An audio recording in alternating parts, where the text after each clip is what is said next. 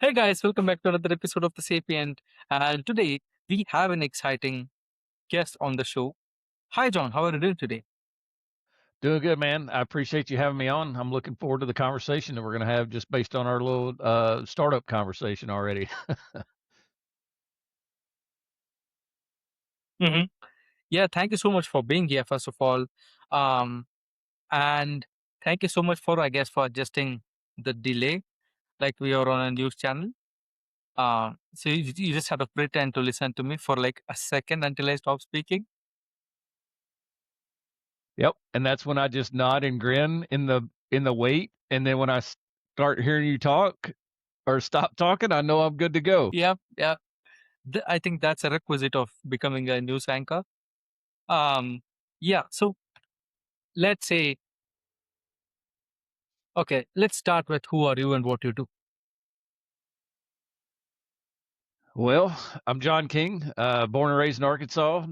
Did 20 years in military service across two branches.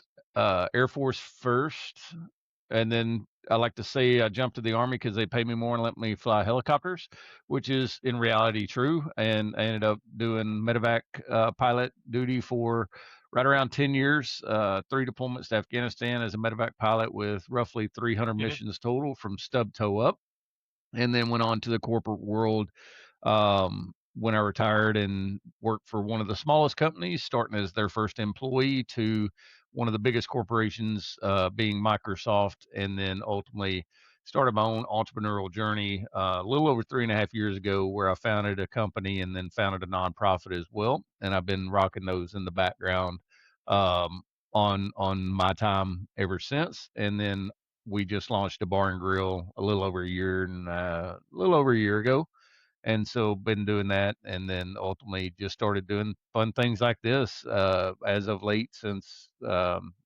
probably late last year, and just trying to have some fun with folks and get the names of the things that I'm motivated and driven about out there. And if there's people that want to support it, awesome. If not, maybe they'll get a 5-10 minute entertainment out of me and my southern drawl. So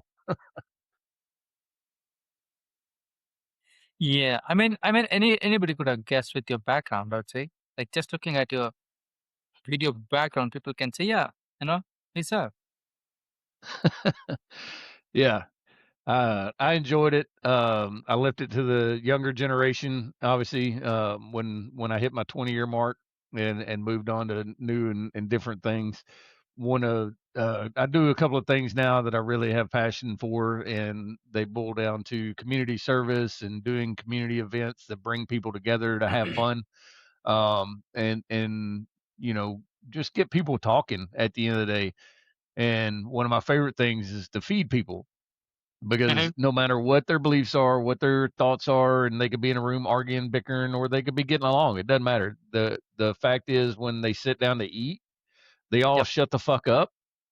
yep, And at that moment, I've guaranteed one thing: they will all hmm agree. yep, Just got to find out the one thing to start with. And for me, if I can get them shutting up with food, I know that I got a starting point to build a bridge.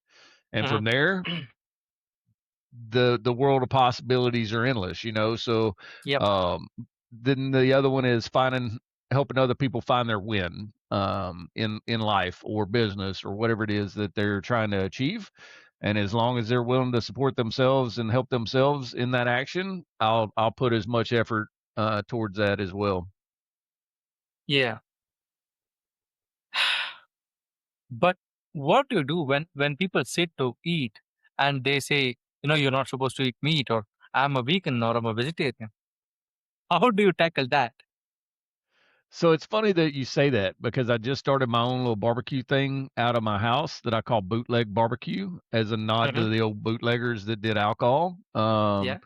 And so I had somebody that is a vegan that hmm asked about me doing vegan products and hmm doing it with my barbecue style or my style cooking. And I said, hey, if you're willing to try it out with me, I said, I'll cook anything. I'll give it a try. I could make dang near anything taste good. So I hmm was like, let's bring it on and make it happen. and that's the thing, man. I don't care what it is you want to bring me. What we're doing. It's about this. It's about the Yeah. conversation, having some fun, and figuring the fuck Mhm. out at the end of the day. Because if I Yeah. can figure it out, now I've found that win for you. You know, you've Yep. got a product that may or may Mhm. not taste great, but at the end Yeah. of the day, it's not the norm. So how do you get it to where people want to give it a shot? You know, Yeah. and if you could build that flavor profile in there and knock them the fuck out with it, I don't care Mhm. what they're eating, you know, as Yeah. long as you They're can happy. make it taste good, they're Yep. happy, you know? Yep. And I feel like, um, even if you look at a lot of Asian cultures also, like food plays a very vital role in festivals and stuff. And it in some places it's like the main staple, right? Oh, Like yeah. people just gather to eat food. They don't Yeah. care what's going on. No, and for me, I think it's two parts, that truly speak to every, human on earth. One is Mhm. food, and the other is music. Yep. And I don't know why, other than it's just a core connection that everyone has in the Yeah. fact that food is life, you know? Hmm.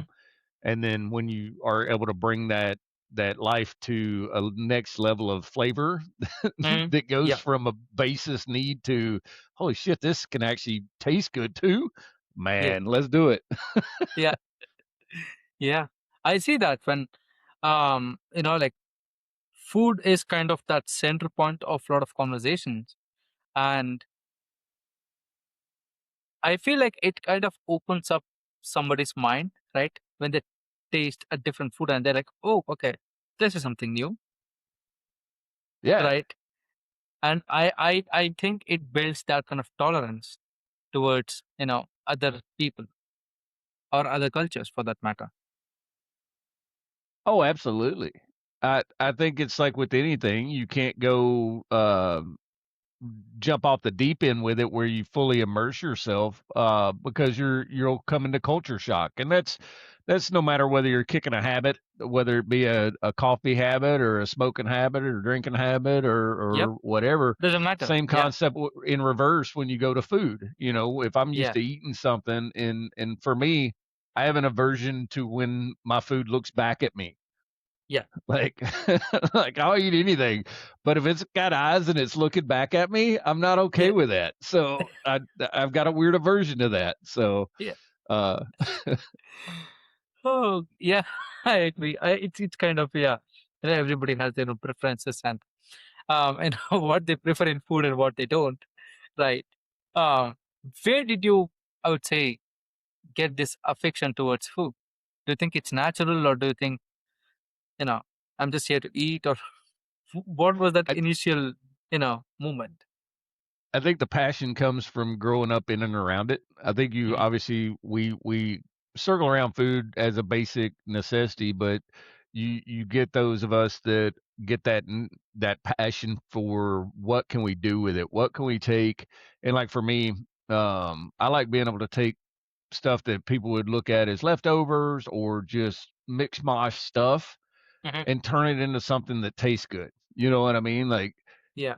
growing up, we didn't have a ton of money, so you know you get creative with what you have, and so Hmm. carrying that forward into my music, my cooking style, I think Hmm. that plays into it somewhat. And so I grew up beside my mom in the kitchen, and then my grandmother on my dad's side had a Mexican restaurant for 30, 35 years, until she passed, Hmm. essentially. And you know, so I grew up in running around that kitchen and that cuisine and that style. So then going in the Air Force and traveling the world, and then the Army and traveling the world more, getting to see the different cultures and the flavor profiles and things like that, and bringing it back, and using it not across every dish or Hmm. everything that I make, but splashing it in where it makes sense on the flavor profile I'm going for that particular day, or on that particular item, from that aspect. Hmm. Got it. And once you got into food, right, and you kind of, I would say, chose food to be your device of delivery, right? Like that's your way of, let's say, giving back and operating in life, right?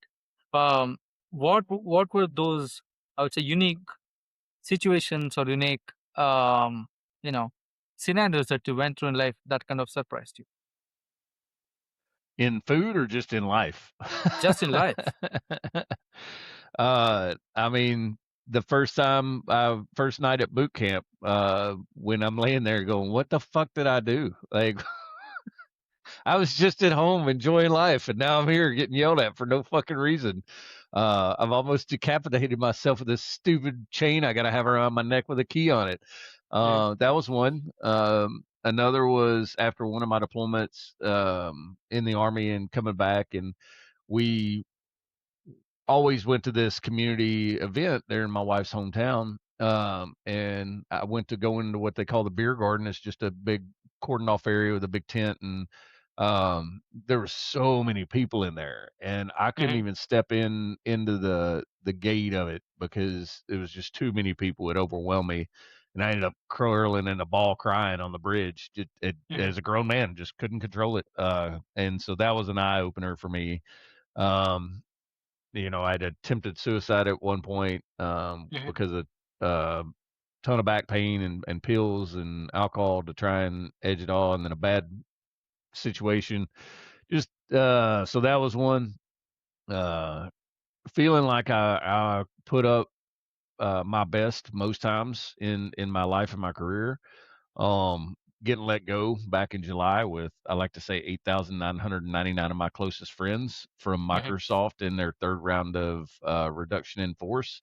That was a kick to me. I've Yeah. built my career by Hmm. being a professional and being counted on, and now Yeah. I'm being let go. And Hmm.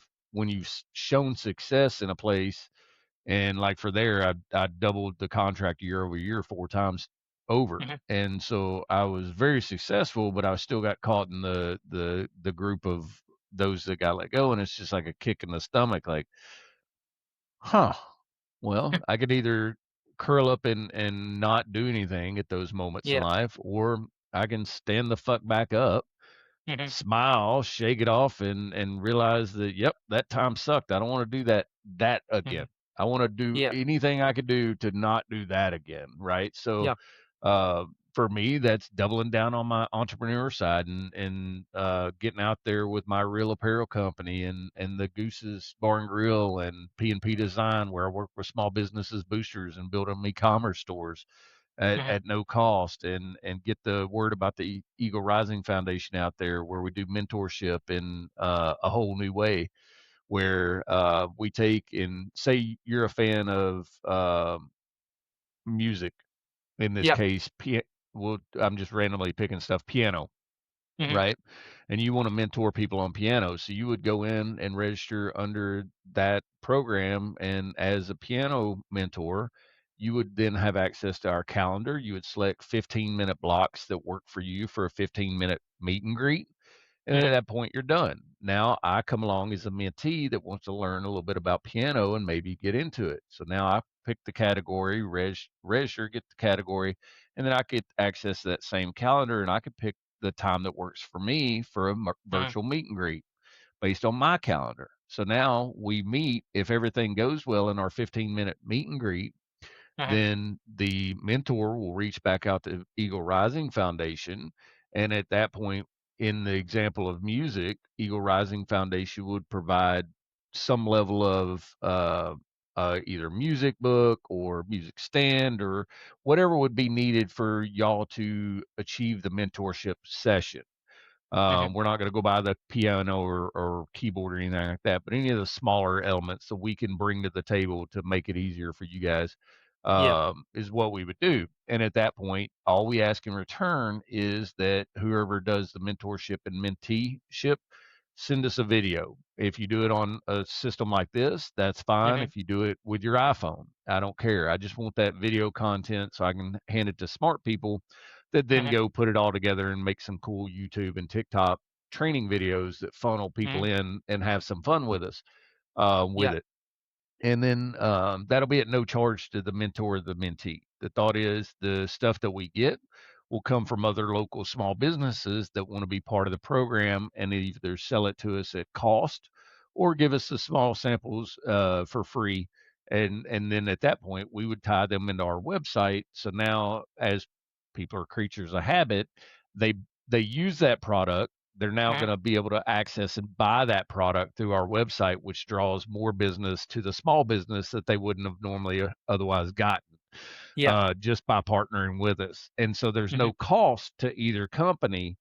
We're truly collaborating and both winning in that situation and scenario. And we're sharing knowledge and experience that isn't generally getting passed down anymore at like it used to. And I think it's Yeah. still valuable information that should be, whether Mhm. it's music or we got one for barbecue and artistry and wordsmithing and physical and mental health is part of one of the programs. um, I've got 10 main categories, and then they have a bunch of other sub fill in the blank. If you think it could be taught or shared, Mhm. and it brings value, Yeah. I'll build a category around it. As long as I got a mentor that's there to share their knowledge and experience, I'm here for it from that aspect. So, but yeah, that's me and my craziness, or some of my craziness. Well, I think it's a very smart approach to solving a problem that's a lot of institutions fail to address, right? Um, and how did you come up with this solution? Like, what was your kind of inspiration behind it? So for all my entrepreneur stuff, it boiled down to a lot of tragedy that happened in a short time. So, Mm. a little over 3 years ago, almost three and a half, we lost my father-in-law, who was a mentor of mine for 20 plus years. My wife and I been together for 27 years. So we ended up losing my father-in-law to cancer, and then in 3 months later, in a 3-day succession, I ended up losing my oldest. I've got two older brothers. Ended up Mhm. losing one of them to cancer, and then the next day, I lost one of my uncles to suicide based on his health. He lived and died his way. And then the third day, we as a nation lost 9 service members over Fort Campbell, Kentucky, Mhm. that were in the same unit that I was in my entire time in the Army. So while I didn't know the individuals, I knew the mission set of being a medevac pilot and the training and the things that they were doing, Mhm. and the level of experience that's generally required for something, from the base up from that aspect. So out of all that tragedy, that's kind of what sparked me to. I've always been involved, but it sparked me to bring it even to the next level. And so I've just started building things in somewhat of a hope that I find people that get inspired and passionate about the different things that I can then hand them the thing I've started and let them grow it into something hugely successful for them. And at the end of the day, me take a little bit on the backside, um, just from the founder's sake, and really have people that are out there being the force multiplier for themselves and for their futures as part Mhm. of it. Got it.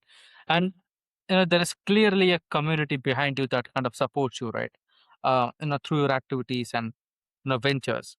What was the initial reaction of those people when you jumped into this? Oh, they still tell me I'm crazy. Mhm. They tell me I'm doing too much. I've got too much going on. Yeah. That I need to focus on one thing, and they could never do or whatever. And I'm like, yeah, I get it. I understand it. But for me, it's like taking and looking at this picture, and then this picture, and this picture, and then this, all as separate entities. They're all different files in my head that Mhm. it's literally I just open that file. All right, we're focused on that file for a minute, and then close it, move on to the next thing. And for me, it kind of rolls that way. But for others, I understand that their brain don't work that way. They've got to complete the picture before they can move on and bounce around. But I think between my careers, it's allowed me to have that ability. Got it. I'm sorry. Yeah. So transitioning from a role that was in the military, right, which which is kind of you know very a unique experience, right? And from there to going to corporate, which honestly people hate, right? And they kind of like, I'm going to quit next month, and they never quit, right? Oh yeah. What was that, like, I would say culture shift like?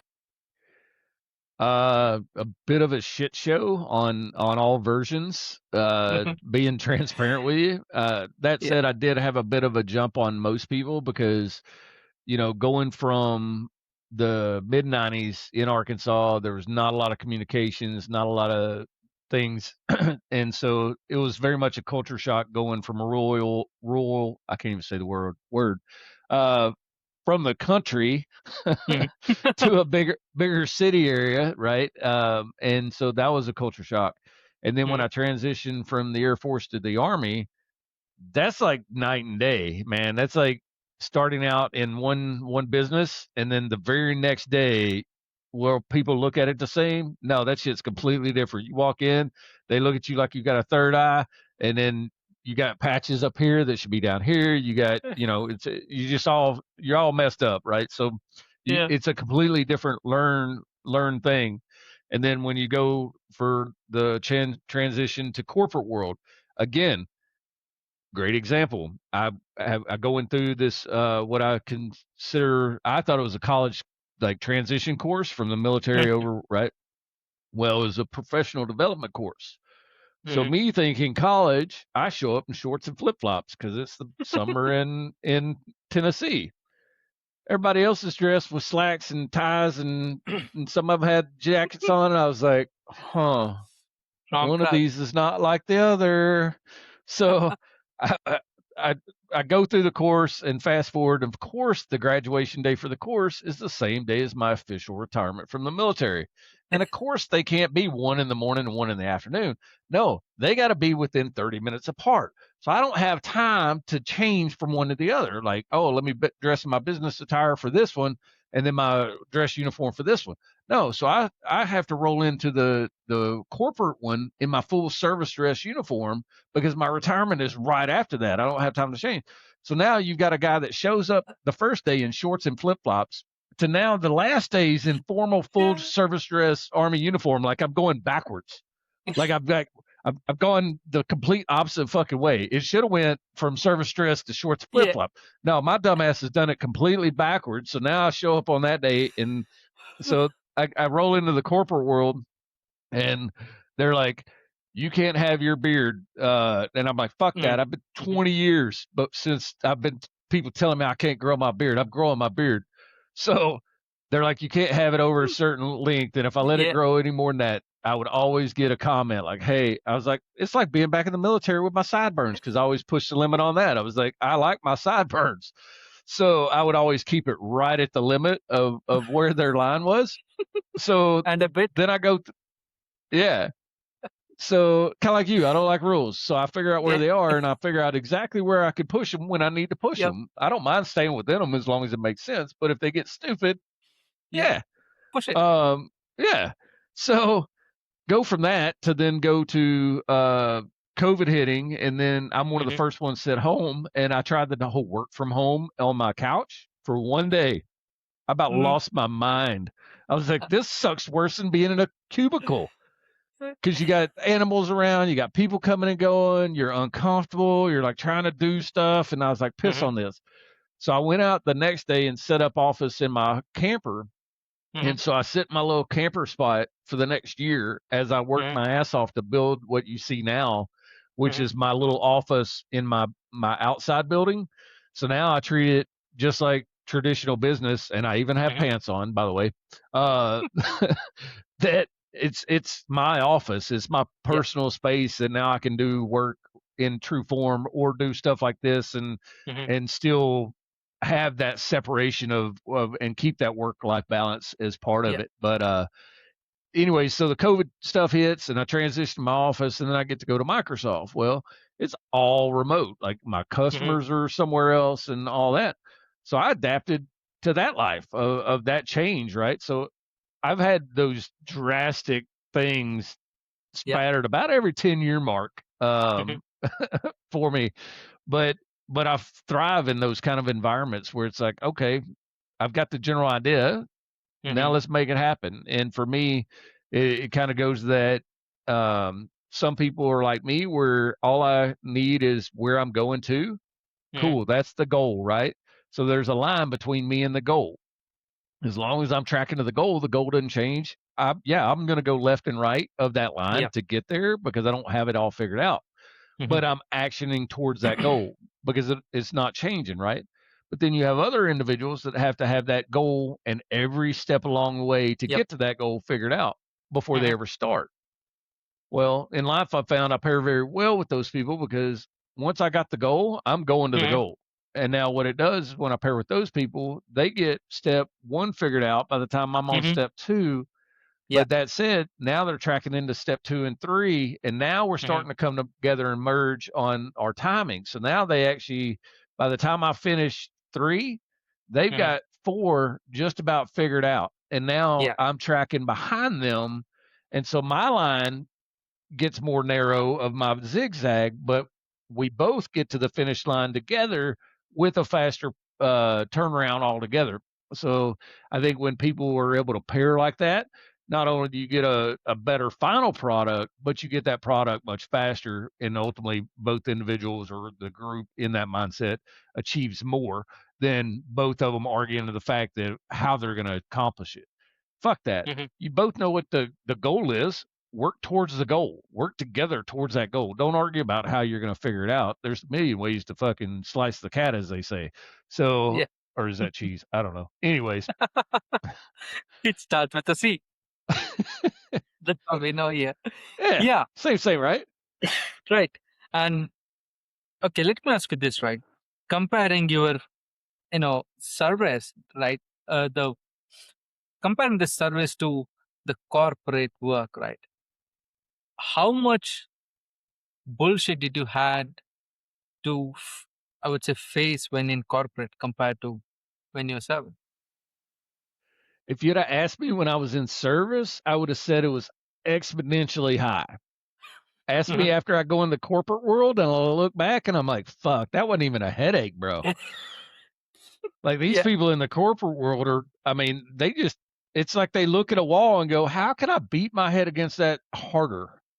yeah, At least the military, they different branches, they're all beating their head against it, but one's beating it against an open window, some are beating it against a closed window, some are beating it against the 2x4, but I feel like corporate world is the one that's removed everything, and the yeah, wall is no longer there, and they're still beating their fucking head against it. You're just like, wow, yeah. come on. Like you Come got on, right? 17 managers in layers of bullshit to accomplish one thing. Like One it thing, don't yeah. it ain't that deep. Like just Hmm. figure out the goal, start moving to the goal, put your right Yep, people in place, and put the yeah. people in place that are passionate about the things you need to achieve, and you Hmm. will be much more successful, not only in life but in business in that Yeah. sense, and everybody's much happier too. Hmm. Um, Yeah, I Another agree. thing I've started arguing about is this whole 40-hour work week bullshit. Hmm. Like who like the I know who came up with it, but at the end of the day it's bullshit. Yep, I don't care that you work 40 hours a week. What I care is the value you bring when you're there. So yep, if you're there and you're there for 2 hours a week and you bring me X dollar value in that time, guess yeah, what? I'm paying you for that. If yep, you're the person that thinks, "Oh, I'm gonna come for 40 hours and get paid because I'm there for 40 hours no matter what I do," no, I don't want that. I yep, don't because all that sets is mediocrity. I want the yep, people that show up knowing, "Hey, the better value I bring, the more I bring it home." Why? yeah, Because I'm helping the business, the organization, the boss, or whoever get yep. that that level, right? And Hmm. and for me, it's about rewarding those people that are there to make your business grow when you're talking the business sense, or Yeah. it applies to organizations and Hmm. boosters and different things like that. The people that are Yeah. bringing the value get it in return, at the end of the Yeah. day. But And some people, unfortunately, that's only for like C suites, not for the lower or the middle people. but see, that's fucked up, right? For me, Yeah, that's exactly. that's for me, that's the way it should be for everybody. And at the end of the day, guess who gets more out of that? Everybody, even the C-suites that are already making Yep. fuck tons of money, now they're making even more because they got happy employees. Yeah. But nobody wants that.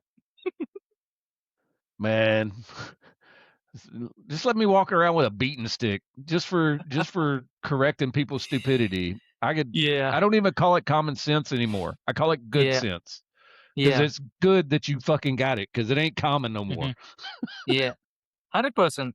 Let me give you a scenario, right? I think it's not the same, but it is pretty comparable with in India, right? Because students have so much pressure to do good and you know you know to achieve something in education, right? Yeah, And a lot of kids kill themselves or off themselves. Um, and you know what the hostels did? You know, people used to. I should not be saying this, but I don't know. People were hanging off the ceiling fans, right? right. Um, Instead of actually thinking, okay, how can we help students not being under pressure? They Yeah, installed springs, like springs in the ceiling fan, so that when the pressure is applied, the ceiling fan comes down. I mean that's one solution. It seems like it's a bit of a um I don't know. It's like putting Yeah, a it's fucking it's like spring at the bottom of a mousetrap. Like you're still gonna fuck them up.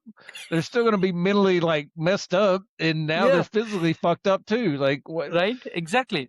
Like they could Like spend the same money actually, mentoring and having mental health professionals help these children, but they're like, no, fuck it. like no, we can make money off the springs. We can't make money off the mentorship.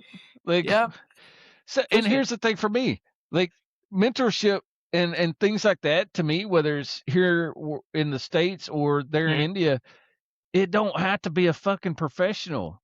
Yep. It just has to be somebody that cares and that is passionate about what Yeah. they are going on. Not to the weirdo level, because there's weirdos and extremists everywhere, right? But Yeah, everywhere. people that want to take that time and take Hmm. these people under their wing, and people have it in their mind that it's got to be this big elaborate thing, or it's got to be an organization that I got to go do and involve it. Hmm. No, fuck that. Talk to your Yep. neighbor. Yep. Talk, Yeah. and the thing is, the mentorship for me goes both ways because Hmm. I've got a few different mentors. One of them Hmm. I met when he was 18, just turned 19. I was Hmm.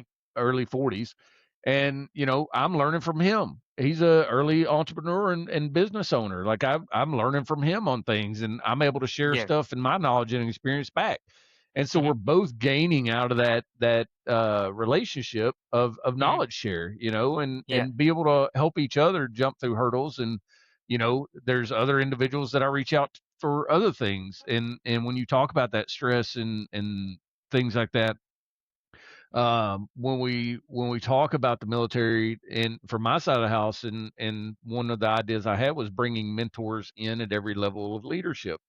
I think that can apply as well in the universities as much as in corporate world, Hmm. to inlay those mentors for people that now they can go ask questions to from somebody that's been in that role before and the Hmm. role above. So now they can get both perspectives in a non-threatening, non-retributional way, Hmm. and get that extra line of feedback. And ideally that mentor is in line and will be in line with the intent of the boss above them. You know what I Yeah. mean? So they're not actually in the chain and being affected, but they understand what this person's trying to achieve. So when they're doing the mentorship, Hmm. they're pairing their knowledge and experience with relating it to what's trying to be achieved.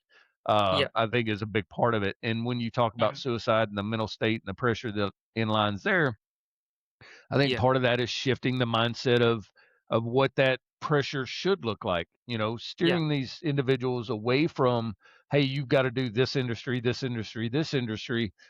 Yep. Let's get you the variety pack here.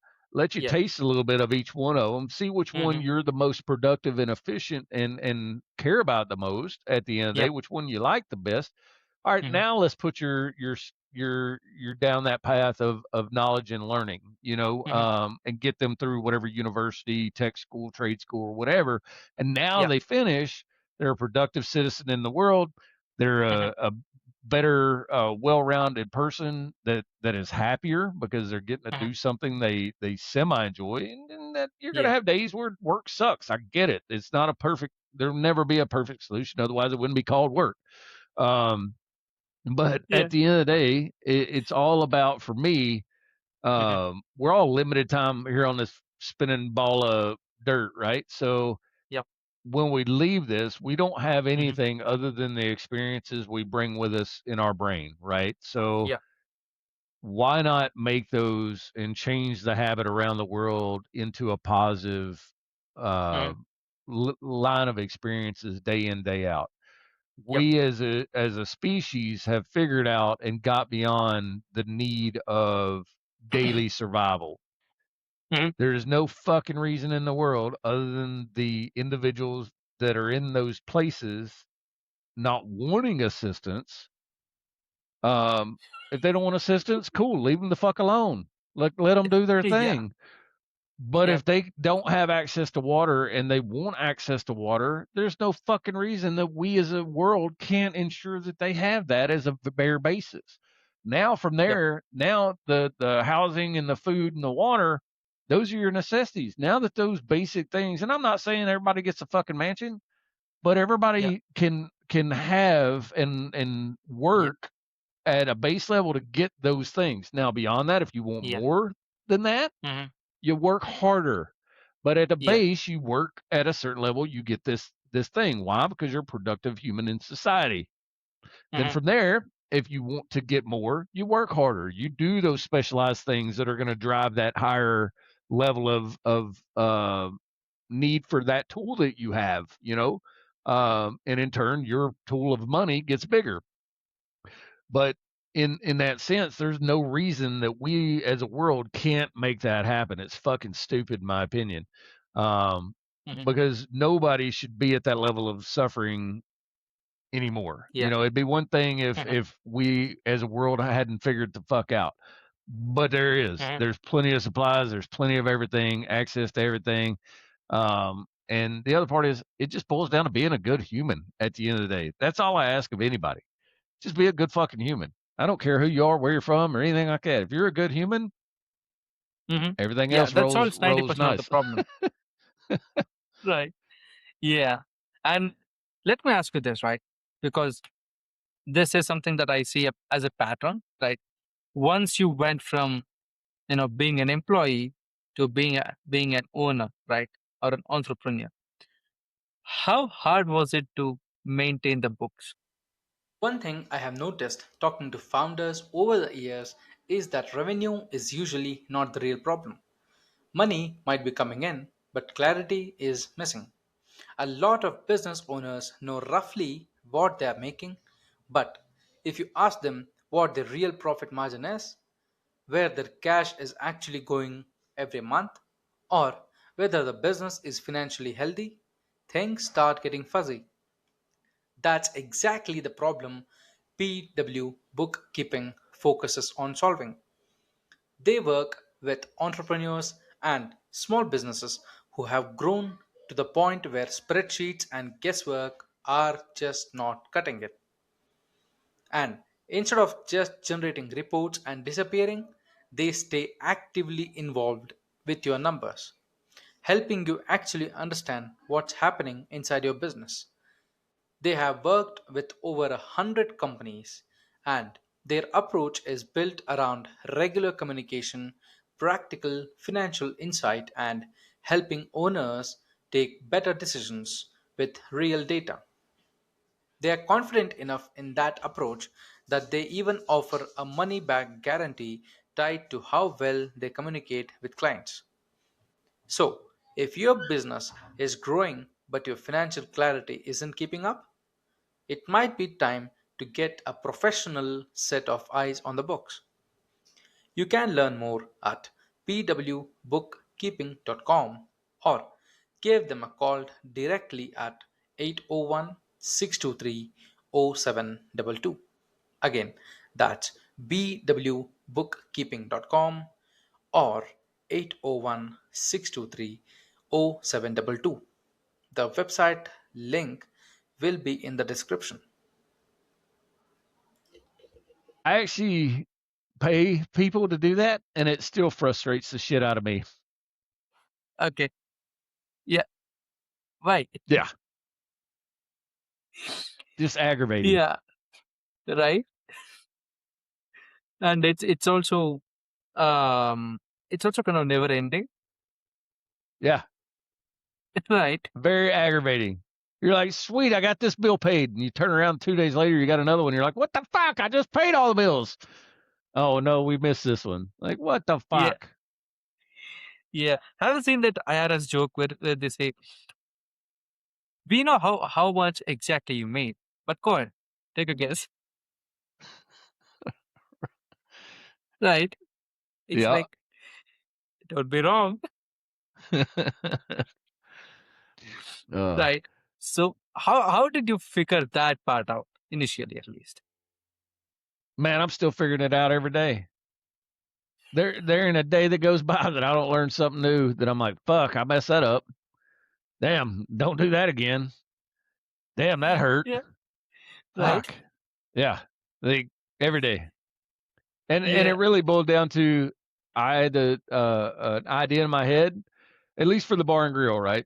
I had an idea in my head. I had a vision of what I wanted to see, and I just started tracking towards it. And every day, just as things would come up to achieve that goal, I made adjustments, I made corrections, and put in place steps that got me closer to that ultimate goal. And then from there, a little bit in my head at that point when I got the doors open. Mhm. Cool. That now is automatically a success done, right? So now it becomes what can I do more within the Mhm. community that this bar and grill is in to make an even bigger impact, and is less about the dollars made and more about, now that I have this as another platform, how can I Mhm. achieve more within the community that is embracing my business, and Mhm. one of the things that I did last year was a barbecue competition. I ended up having 24 pro teams and 8 backyard teams, a couple of food trucks,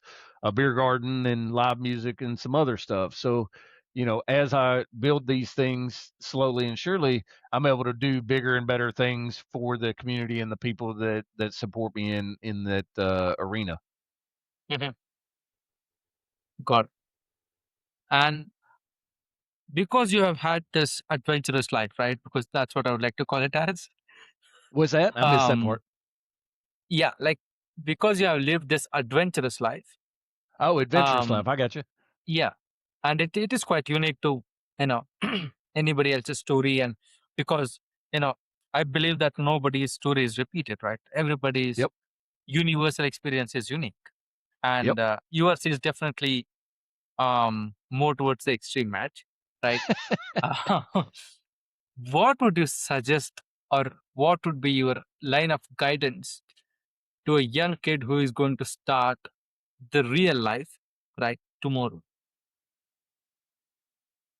A few things. One is my F's, right? Mhm. If it don't affect your family, your future, or your finances, don't fucking worry about it. Mhm. Just that simple. Two, be a good human. Mhm. Do things because they bring a positive impact. Okay. Start today. Don't fucking wait till you got it all figured out. Don't wait till you think you're got everything perfect, because you won't ever start. Get going now. Embrace mentorship. Learn from others. Don't suck off of them. Learn from them. Bring value as a mentee to the mentors that are sharing their knowledge and experience with you. Keep creating, keep building, keep driving towards your goal, and be Mhm. relentless in it. Understand that consistency is the key to overnight success. And Mhm. what I mean by that is put in the fucking work, put in the grind, and ensure that you're showing up every day to achieve your version of success. And the Mhm. last thing is, don't have money as your goal. Money is nothing more than a fucking tool. It's a Mhm. matter of how big you build that tool for what your actual goal and dream is that you want to achieve. If you always go for the money, you never have an endpoint. But if you Mhm. go for your dream and your goal that you're trying to achieve, which ideally is building a establishment of business and organization that provides you a passive income so that you Mhm. can stop officially working at a younger age. That's the Yeah. whole goal at the end of the day. It's not a number and value of money. It's what level of tool do I need to achieve this level of comfort of life? And Mhm. the sooner I can achieve that, the better off I am in the big Yeah. scheme of things. Why?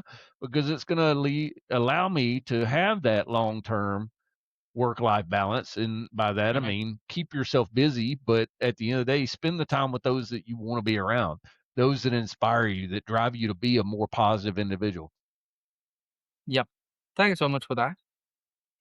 Yeah, Right. Yeah, it was very nice having you on the show. Thank you so much man, for I've being here. enjoyed it. Um, yeah, that was my next question would be, I hope you had it, a lot of fun, right, talking to us. Um, and to my audience, guys, this is the end of the episode. Thank you so much for being here. All of the John's links will be in the description as usual. And yeah, just don't fight with each other. And if the world survives, we'll have the next episode. It's been a blast, man. Right. Thank you so much for being here. And yeah, until the next episode, thank you so much and take care. Bye bye.